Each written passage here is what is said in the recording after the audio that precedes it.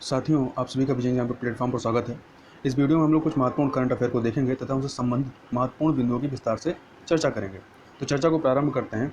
सबसे पहले बात कर लेते हैं परावैंगनिक कीटाणुनाशक विकिरण के संबंध में या अल्ट्रावायलेट जर्मिसीडियल इरिडेशन। तो यह क्या है, इसको समझ लेते हैं।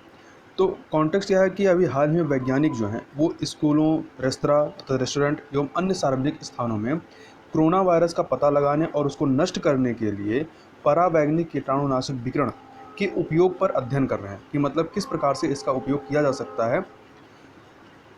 मतलब जो सार्वजनिक स्थल हैं या स्कूल वगैरह हैं, वो वहाँ पे जो जर्म्स हैं या जो पैथोजेंस हैं उनको डिसइंफेक्ट करने के लिए। तो इसमें होगा क्या, इस प्रक्रिया के माध्यम से जो परावैंगनिक या अल्ट्रावायलेट रेज होंगे ये वायरस के संचरण को रोकने तथा जो दूषित सार्वजनिक स्थान होंगे उनको कीटाणु रहित करने में सक्षम होंगे या इसमें ये मदद करेंगे। अब इसमें ये अल्ट्रावायलेट रेज क्या भूमिका अदा करेंगे, तो इसके लिए हमें परावैंगनिक किरणें जो अल्ट्रावायलेट रेज हैं उनके गुणों के बारे में कुछ जानकारी होनी चाहिए। तो हम लोग यहाँ पर थोड़ा सा अल्ट्रावायलेट रेज के बारे में देख लेते हैं। तो ये अल्ट्रावायलेट रेज होते हैं, ये दृश्य प्रकाश अर्थात विजिबल जो लाइट होती है उसकी तुलना में ये कम तरंगदैर्घ्य अर्थात लेस वेव लेंथ की किरणें होती हैं। इसलिए ये क्या होती हैं, ये इनविजिबल रेंज के अंतर्गत आती हैं, इसलिए इनको नग्न आंखों से नहीं देखा जा सकता। तथा जो अल्ट्रावायलेट रेज की जो स्पेक्ट्रम होती है इसको 3 भागों में बांटा जा सकता है। अल्ट्रावायलेट ए, अल्ट्रावायलेट बी और अल्ट्रावायलेट सी किरणों में इसको विभाजित किया जा सकता है। मतलब अल्ट्रावायलेट रेज जो होती हैं वो 3 प्रकार की होती हैं, एक अल्ट्रावायलेट ए, अल्ट्रावायलेट बी और अल्ट्रावायलेट सी। इसमें से जो अल्ट्रावायलेट सी किरणें होती हैं ये सबसे ज़्यादा खतरनाक या सबसे ज़्यादा हानिकारक होती हैं। और ये क्या होती हैं, जब ये वायुमंडल में आती हैं तो वायुमंडल में जो ओजोन लेयर होती है ये इसको पूरी तरीके से अवशोषित कर लेती है। तो इस प्रकार से अल्ट्रावायलेट जो सी किरणें होती हैं ये भूमंडल पर नहीं आ पाती हैं और वायुमंडल में ओजोन परत के द्वारा इसको अवशोषित कर लिया जाता है। अब ये जो बाकी 2 बचती हैं अल्ट्रावायलेट ए और अल्ट्रावायलेट बी, तो ये तो भूमंडल पर आती हैं। तो ये क्या है, मानव शरीर के लिए अल्ट्रावायलेट ए और अल्ट्रावायलेट बी दोनों ही किरणें जो हैं वो हानिकारक हैं, किंतु इनमें से भी जो अल्ट्रावायलेट बी किरणें हैं ये ज़्यादा खतरनाक हैं। तो अल्ट्रावायलेट बी किरणों के संपर्क में रहने वाले जीवों में डीएनए एवं सेलुलर क्षति हो सकती है। मतलब डीएनए में भी परिवर्तन हो सकता है और उसकी सेलुलर क्षति भी हो सकती है। इसके संपर्क में आने से कोशिकाओं को नुकसान पहुँचता है, जिससे कैंसर होने का खतरा जो है बढ़ जाता है। तो अब ये जो आपका परावैंगनिक कीटाणुनाशक विकिरण है यह इसी के गुण का प्रयोग करेगा। तो परावैंगनिक कीटाणुनाशक विकिरण, ये जिसको हम लोग शॉर्ट में यूवीजीआई कह सकते हैं, यह दूषित स्थानों, हवा और पानी में जो रोगजनक हैं या पैथोजेंस हैं उनको नष्ट करने के लिए परावैंगनिक प्रकाश के जो विनाशकारी गुण हैं, मतलब जो उनके सेल्स को ख़त्म कर देता है या उनको नष्ट कर देता है, उस गुण का इसमें प्रयोग किया जाएगा। अब थोड़ा सा हम लोग यहाँ पर ये जो लाइट है, लाइट के संबंध में थोड़ा सा जानकारी देख लेते हैं कि इसमें वेवलेंथ कैसे घटती बढ़ती है। क्योंकि ये जो लाइट का जो स्पेक्ट्रम होता है इससे कई बार परीक्षा में प्रश्न पूछ लेता है क्रम लगाने के लिए कि किस लाइट की जो वेवलेंथ है कम या ज़्यादा है। तो कम या ज़्यादा के क्रम में जो है वेवलेंथ के क्रम में लगाने के लिए परीक्षा में कई बार प्रश्न पूछता है। तो ये जो पूरा स्पेक्ट्रम है इसको हम लोग 3 भाग में बांट सकते हैं। एक आपका ये इनविजिबल रेंज हो गया, फिर आपका विजिबल रेंज हो गया, फिर आपका ये फिर से इनविजिबल रेंज हो गया। तो इसको थोड़ा समझें। तो इसमें जो ये विजिबल रेंज है ये दृश्य प्रकाश से मतलब ये वाइट लाइट होता है। वाइट लाइट ये फिर से 7 कलर में ये डिवाइड हो जाता है, जिसको हम लोग शॉर्ट में बिगोयर के नाम से जानते हैं। इसमें लेफ़्ट में जो है, लेफ़्ट में आपका वायलेट होता है और सबसे राइट में जो होता है वो रेड होता है। तो इसकी जो रेंज होती है वो 0.4 माइक्रोमीटर से लेकर के 0.7 माइक्रोमीटर तक होती है। इस रेंज में ये जो होती है विजिबल रेंज होती है या दृश्य प्रकाश होती है। अब इससे यदि हम लोग लेफ़्ट में जाएंगे तो ये इनविजिबल रेंज है। इसमें 3 कैटेगरी होती है, एक अल्ट्रावायलेट, एक्सरे और गामा रेज। तो इसमें सबसे लेफ़्ट में जो रहेगा उसकी वेवलेंथ क्या होगी, सबसे कम होगी। तो यहाँ पर यदि पूछा जाए सबसे कम वेवलेंथ किसकी होगी, तो सबसे कम वेवलेंथ आपकी गामा रेज की होगी, उससे ज़्यादा एक्स रेज की और फिर अल्ट्रावायलेट, और उसके बाद आपका विजिबल रेंज आ जाता है और इसके आगे जो है वो इंफ्रारेड आ जाएगा, फिर माइक्रोवेव, और सबसे ज़्यादा जो वेवलेंथ होती है वो किसकी होती है, रेडियो वेव की होती है। तथा ये तीनों जो हैं ये इन तीनों की जो वेवलेंथ है ये विजिबल लाइट से ज़्यादा होती है। और इनका भी क्रम याद रखिएगा, इंफ्रारेड, माइक्रोवेव और रेडियो वेव। रेडियो वेव की सबसे ज़्यादा होती है। तो इस प्रकार से ये जो स्पेक्ट्रम है इसमें आप देखेंगे यदि आप लेफ़्ट टू राइट जाते हैं तो वेवलेंथ जो है वो बढ़ती जाती है, और जब वेवलेंथ बढ़ेगी तो उसके साथ जो फ्रीक्वेंसी होती है वो क्या होती है, घटती है। वेवलेंथ बढ़ने के साथ फ्रीक्वेंसी घटती है, क्योंकि इन दोनों में इन्वर्सली प्रोपोर्शनल इनका जो संबंध होता है, मतलब तरंग दैर्ध्य बढ़ेगी तो उसकी आवृत्ति घटेगी। इसका इफेक्ट क्या होता है, तो यदि वेवलेंथ कम होता है, यदि वेवलेंथ जो है कम है, जैसे अल्ट्रावायलेट रेज की वेवलेंथ कम है तो इसकी वेधन क्षमता जो होती है वो ज़्यादा होती है। विजिबल लाइट की जो है वेवलेंथ ज़्यादा होती है तो इसकी जो वेधन क्षमता होगी वो कम होगी। तो इस प्रकार से यदि इसमें देखेंगे तो जो गामा रेज होते हैं इनकी जो वेधन क्षमता होती है वो सबसे ज़्यादा होती है, और सबसे कम किसकी होगी, वो सबसे कम होगी रेडियो वेव्स की होती है। और एक चीज़ यहाँ और ध्यान रखिएगा, जब भी आप इस स्पेक्ट्रम में लेफ़्ट टू राइट जाते हैं तो इसको रेड शिफ्ट कहा जाता है। क्या कहा जाता है, जब कम वेवलेंथ से ज़्यादा वेवलेंथ की तरफ जाते हैं तो इसको रेड शिफ्ट कहा जाता है।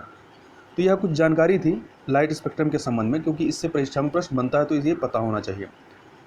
अब आगे चलते हैं, आगे बात कर लेते हैं शोहराई खोवर पेंटिंग और तेलिया रुमाल के संबंध में। तो चर्चा में यह इसलिए आया कि यह जो झारखंड की जो शोहराई खोवर पेंटिंग है और तेलंगाना के तेलिया रुमाल, इनको भौगोलिक संकेतक रजिस्ट्री अर्थात जियोग्राफिकल इंडिकेशन रजिस्ट्री के द्वारा, जो कि चेन्नई में स्थित है, इसके द्वारा भौगोलिक संकेतक GI टैग प्रदान किया गया है। यदि आप भौगोलिक संकेतक या GI टैग के बारे में और भौगोलिक संकेतक रजिस्ट्री के बारे में ज़्यादा जानना चाहते हैं तो जो 2 मई और 3 मई का जो करंट अफेयर का जो वीडियो रहा है वहाँ पे विस्तार से चर्चा की गई है, क्योंकि उसी समय मणिपुर का जो काला चावल था और गोरखपुर के टेराकोटा और कश्मीर के केसर को GI टैग दिया गया था, तो वहाँ इसके बारे में विस्तार से चर्चा की गई है। तो यदि आप इसके बारे में ज़्यादा जानना चाहते हैं तो प्लेलिस्ट में जाकर के 2 और 3 मई के करंट अफेयर को देख सकते हैं। अब लोग यहाँ पर एक एक करके ये जो सोहराई खोबर पेंटिंग है और तेलिया रुमाल, इनके बारे में चर्चा कर लेते हैं। और याद रखिएगा, सोहराई खोबर पेंटिंग झारखंड में है और तेलिया रुमाल जो है ये तेलंगाना संबंधित, क्योंकि परीक्षा में हो सकता है आपसे मिलान करने के लिए पूछ ली कि कहाँ से किस राज्य से संबंधित है। तो सबसे पहले बात कर लेते हैं सोहराई खोबर पेंटिंग के संबंध में। तो यह झारखंड के मुख्यतः हजारीबाग जिले में स्थानीय एवं प्राकृतिक रूप से विभिन्न रंगों की जो मिट्टी है उसका उपयोग करते हुए विभिन्न अवसरों पर इसको बनाया जाता है।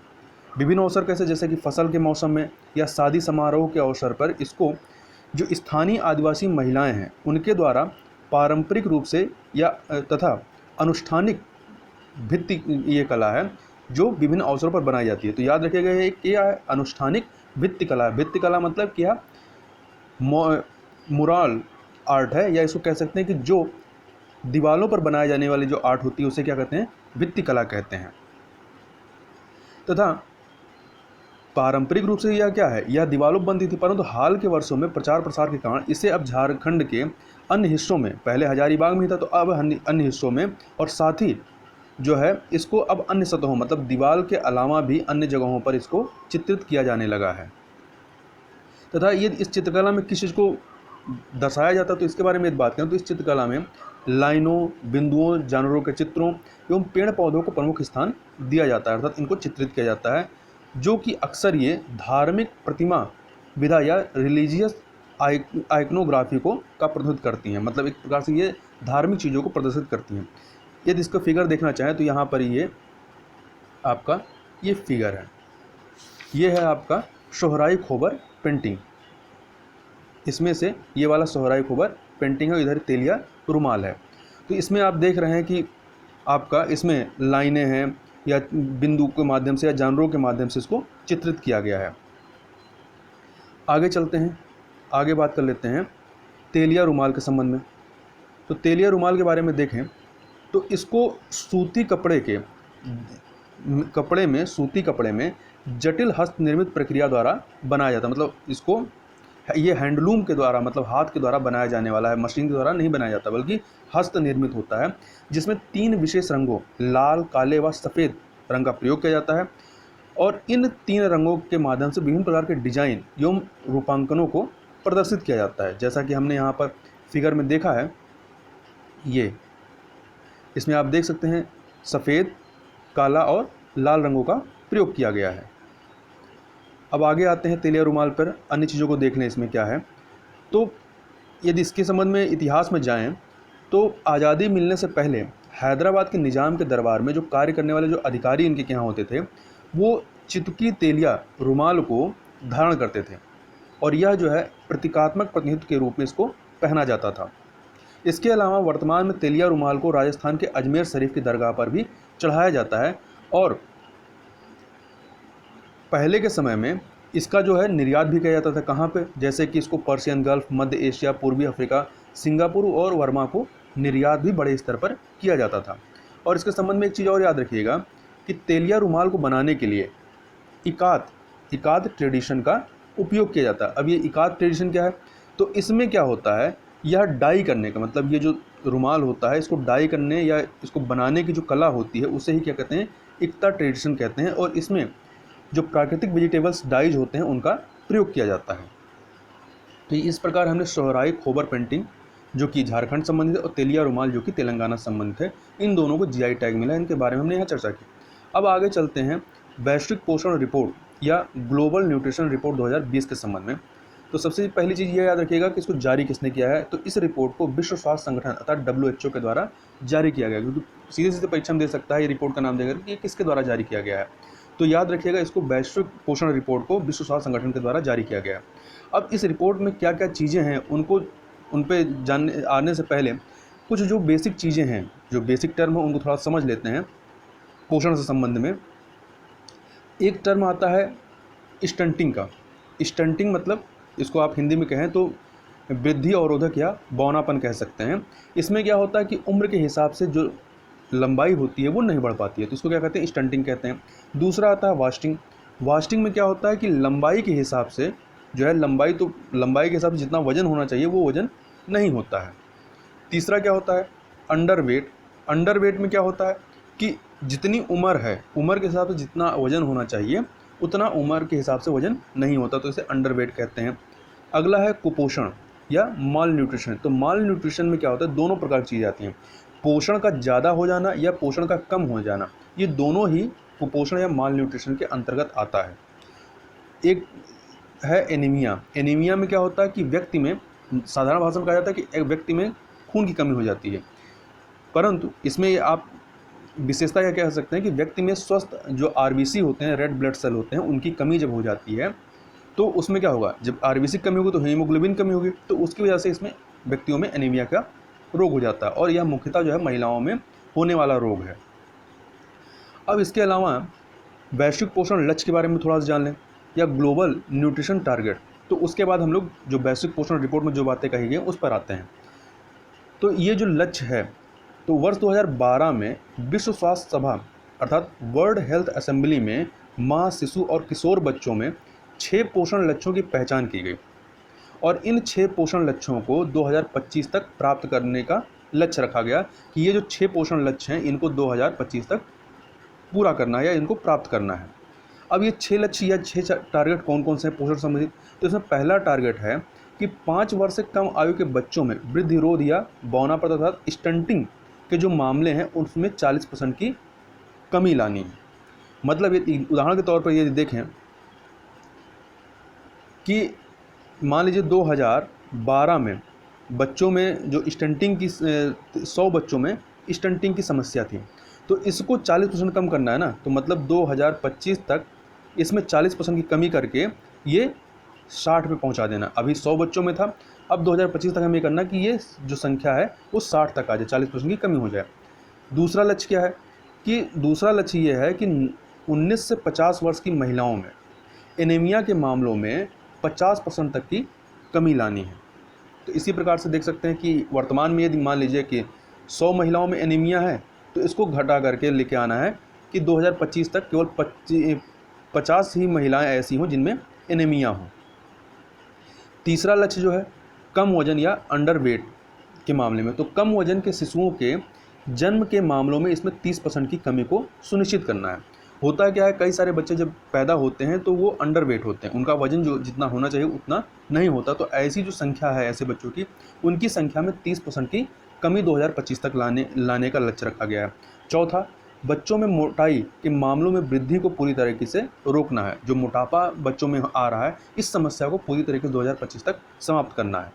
पांचवा जो लक्ष्य है वो कि शिशु के जन्म के पहले 6 महीनों में अनन्य स्तनपान अर्थात एक्सक्लूसिव ब्रेस्ट फीडिंग की दर को 50% तक बढ़ाना है।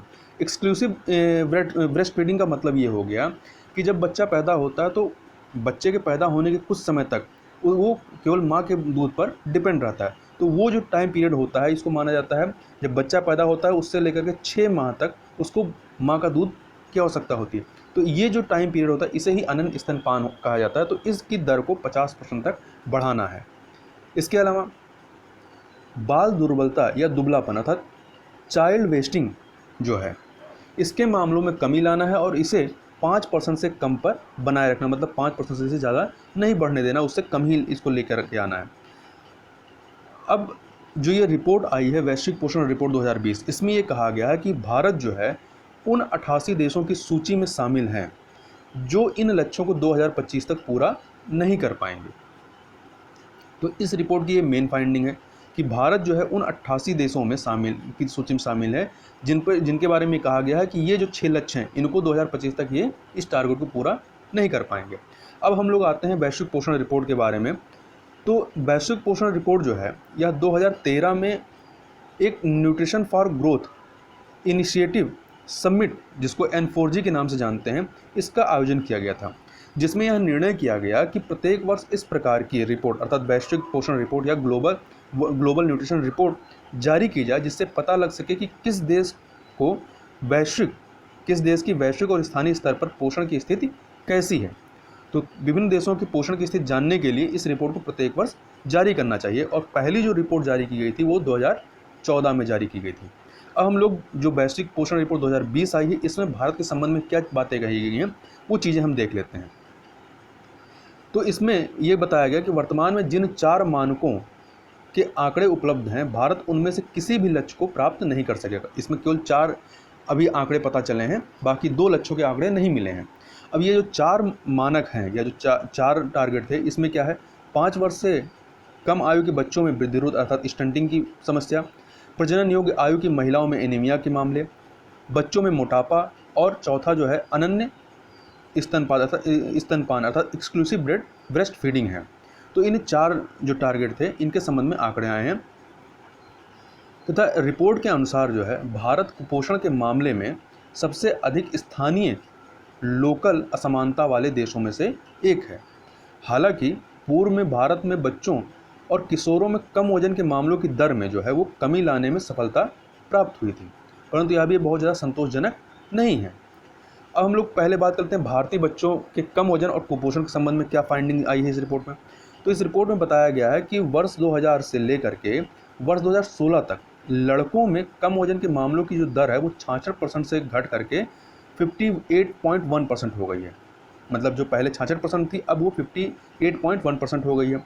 साथ ही इसी दौरान लड़कियों में 2000 से लेकर 2016 के दौरान लड़कियों में जो कम वजन के मामलों की जो दर है वो 54.2% से घट करके 50.1% तक पहुंच गई है। हालांकि कम वजन के मामलों में आई यह कमी जो है अभी भी एशिया के औसत से काफ़ी ज़्यादा है। एशिया में जो ये औसत है लड़कों के मामले में 35.6% है और लड़कियों में 31.8% है। इसके अतिरिक्त अन्य क्या फाइंडिंग है, तो इसके अतिरिक्त भारत में 37.9% बच्चों में वृद्धिरोध या बौनापन अर्थात स्टंटिंग की समस्या और 20.8% में निर्बलता या दुबलेपन के मामले देखे गए हैं। जबकि यदि एशिया में देखें तो स्टंटिंग के जो मामले हैं वो 22.7% है और जो ये निर्बलता या दुबलेपन या वास्टिंग कह सकते हैं इसके जो मामले हैं वो 9.4% हैं। तथा ये एनीमिया के संबंध में देखें क्या है, तो एनीमिया के संबंध में इस रिपोर्ट में कहा गया है कि भारत में प्रजनन योग्य आयु की जो महिलाएं हैं मतलब 19 से लेकर के जो 50 की मानी गई हैं, तो आयु की 2 में से मतलब जो प्रजनन योग्य आयु की जो महिलाएं इनमें से 2 महिलाएं हैं तो 2 में से 1 महिला में एनीमिया की शिकायत पाई गई है। मोटापे के संबंध में क्या है, तो इसमें यह बताया गया है रिपोर्ट में कि भारतीयों में वजन बढ़ने और मोटापे के मामलों की दर में काफ़ी वृद्धि हुई है। यह जो वृद्धि है वो पुरुषों में 17.8% है और महिलाओं में 21.6% देखी गई है। मतलब महिलाओं में मोटापा ज़्यादा देखा गया है, जिसके कारण लगभग हर 5 में से 1 व्यक्ति इस समस्या से प्रभावित है। यदि 5 लोग हैं तो उसमें से 1 व्यक्ति जो है वो मोटापे की समस्या से प्रभावित है। तो ये जो ग्लोबल न्यूट्रिशन रिपोर्ट है, इसमें भारत के संबंध में ये कुछ फाइंडिंग थी जिसको हम लोग यहाँ पर विस्तार से देखा। अब हम लोग चलते हैं आगे। एक पुरस्कार है Fed Cup heart award 2020, Fed Cup heart award 2020।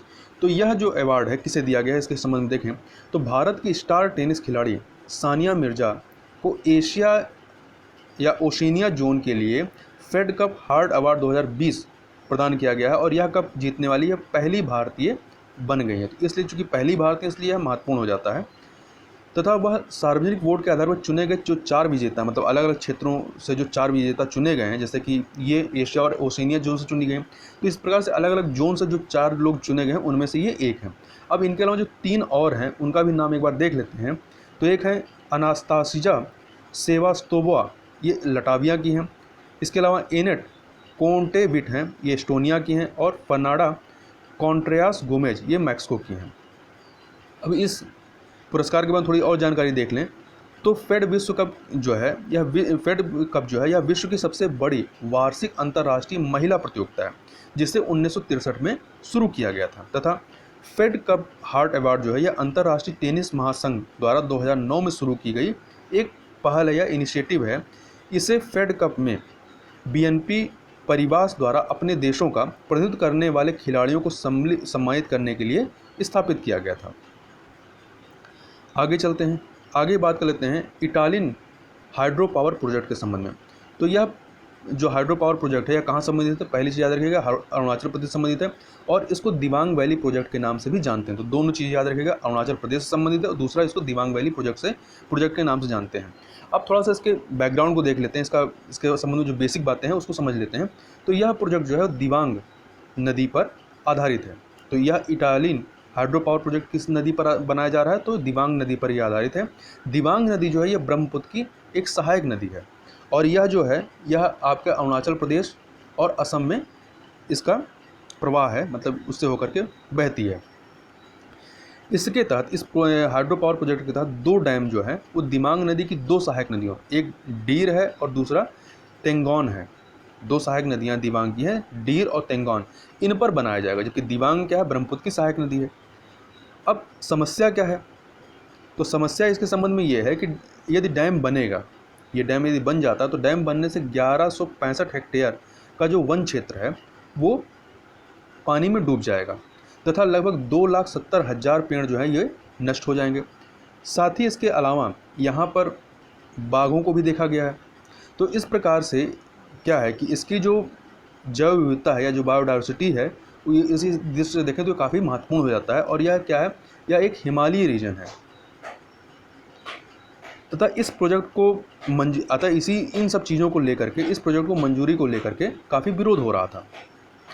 और सरकार के स्तर पर क्या है, सरकार इस प्रोजेक्ट को जल्द से जल्द पूरा करना चाहती है। क्यों? क्योंकि चीन जो है वो ब्रह्मपुत्र, जिसको चीन और तिब्बत में सांगपो नदी के नाम से जाना जाता है, वहाँ पर ब्रह्मपुत्र पर वो कई सारे पावर प्रोजेक्ट स्थापित कर रहा है।